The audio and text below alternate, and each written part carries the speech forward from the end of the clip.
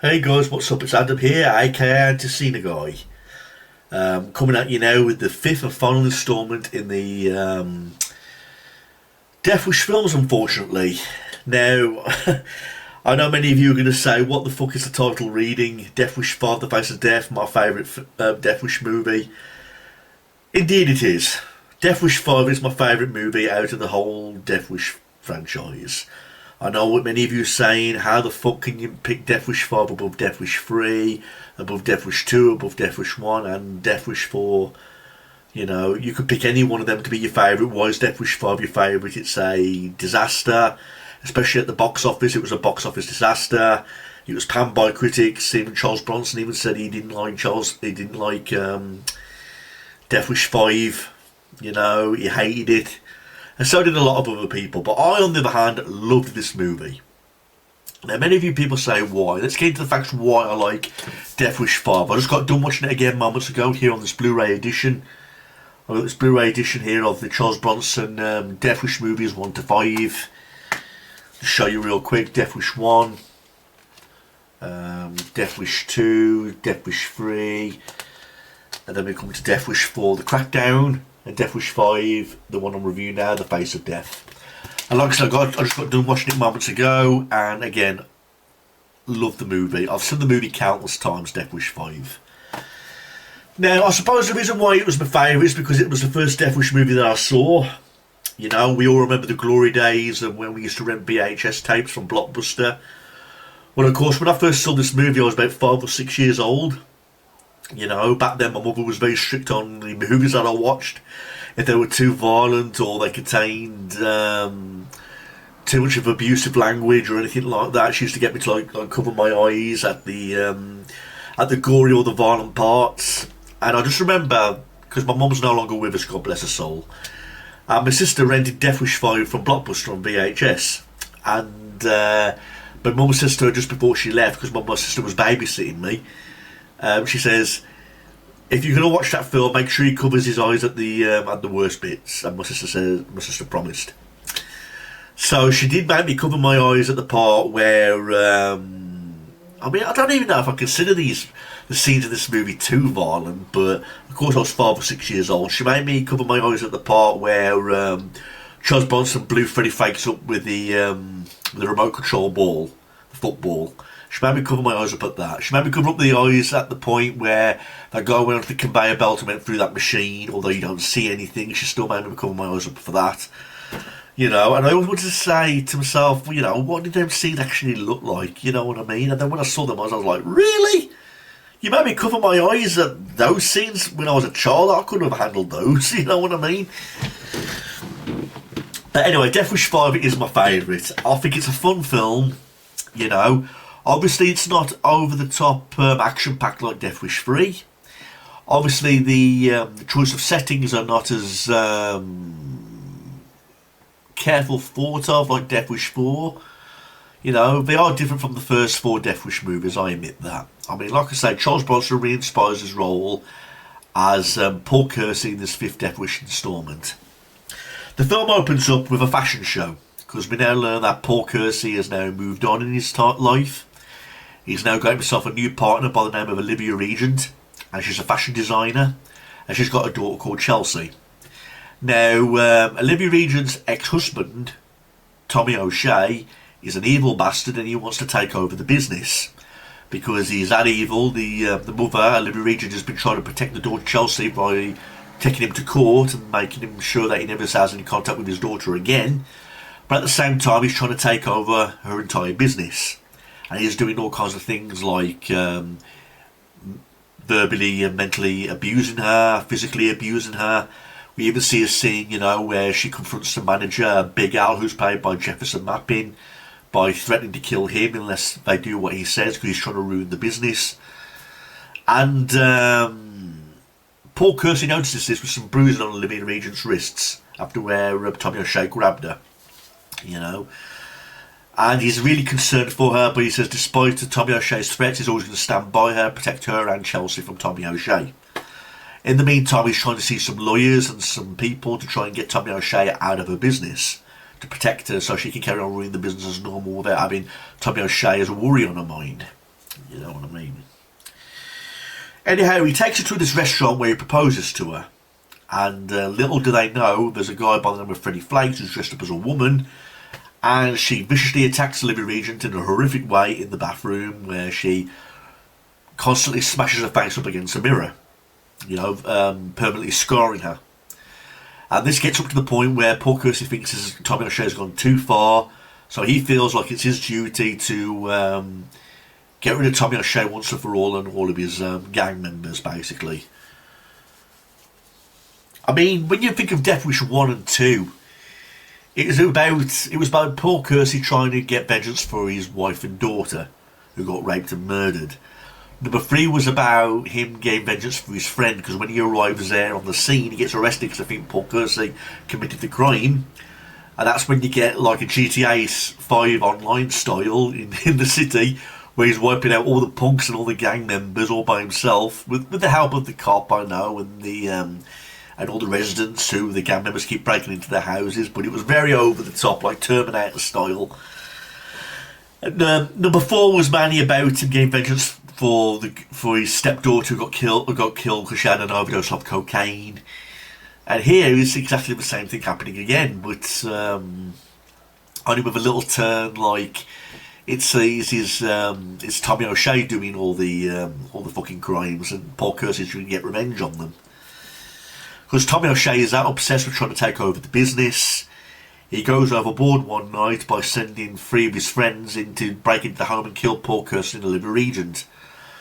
And the only reason why he can do that is so he can get full custody of Chelsea, his daughter, and take over her business at the same time. And that indeed happens. Freddie Flakes, what else is her name? It was Freddie Flakes, Chicky, and this other guy who's pretending to be on Paul Kersey's side. I mean, no, he was the guy who got shot.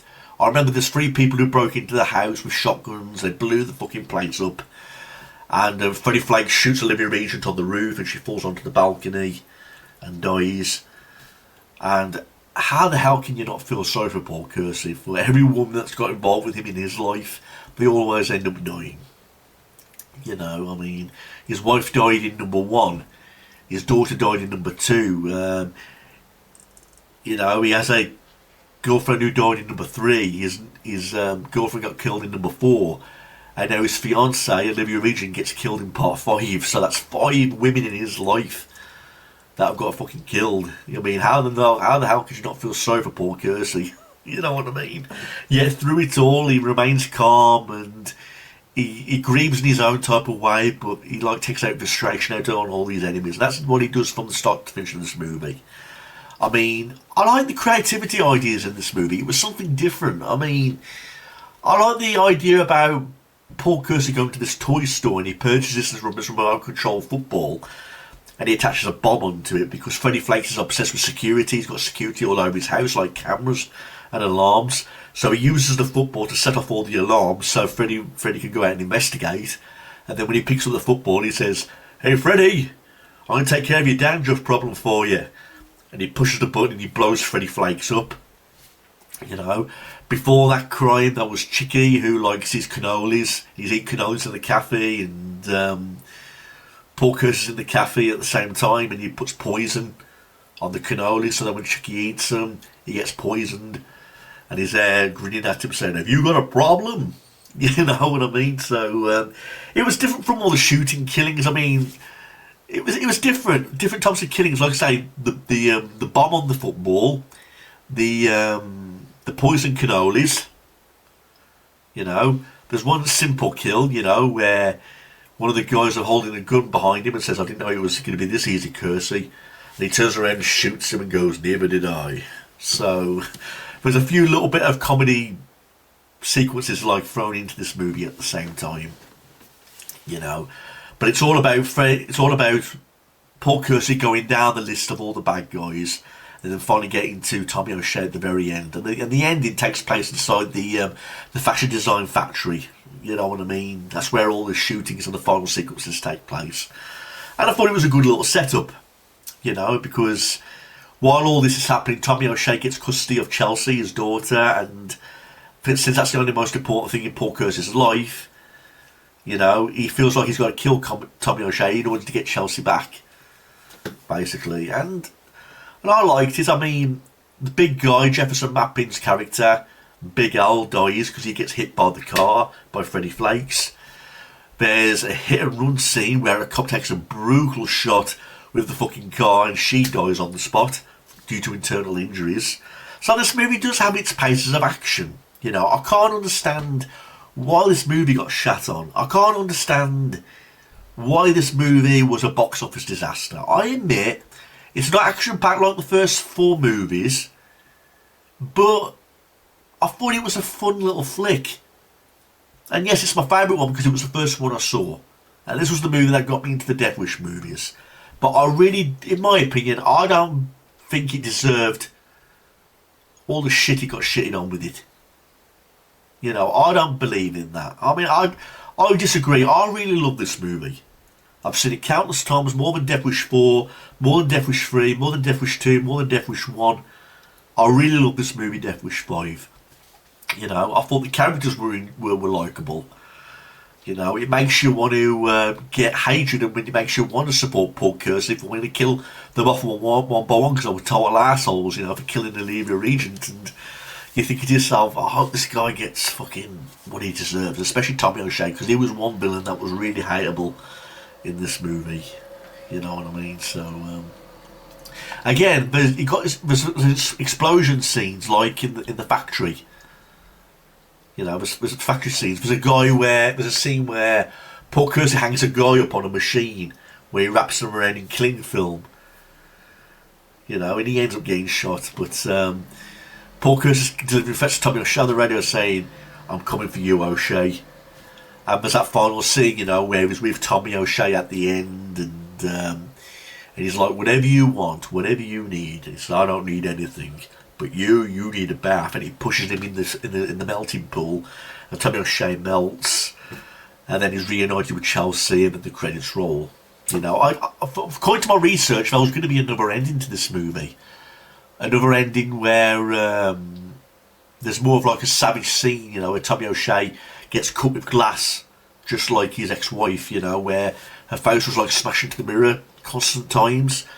I read there was an alternative ending that Paul Kersey shoots the ceiling and all the glass falls onto Tommy O'Shea's face and makes him all cut, but that didn't happen apparently for some strange reason. In fact, it was a simple scene, you know, where it pushes Tommy O'Shea into the smelting pool and he melts, and you know, you don't see it happening. I mean, you can see where he's sinking, he looks like a dummy.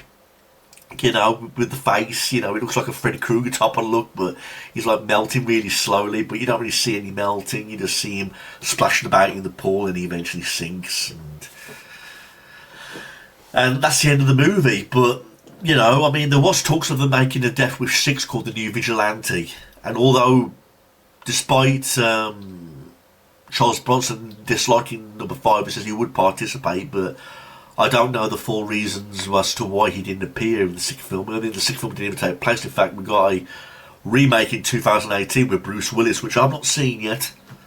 You know, which I've not seen, but this is one movie I like to, you know, really give a go in the far future. You know, but overall, Death Wish 5, I really love it. Everybody, I mean, there's not a time in this movie where I get bored. There's not a time where I want to pause it, forward it, rewind it, pause it, go and take a piss, or pause it, go on Facebook or anything like that. It's one of those movies I can easily sit down and watch from start to finish and not get tired. I like the music in it.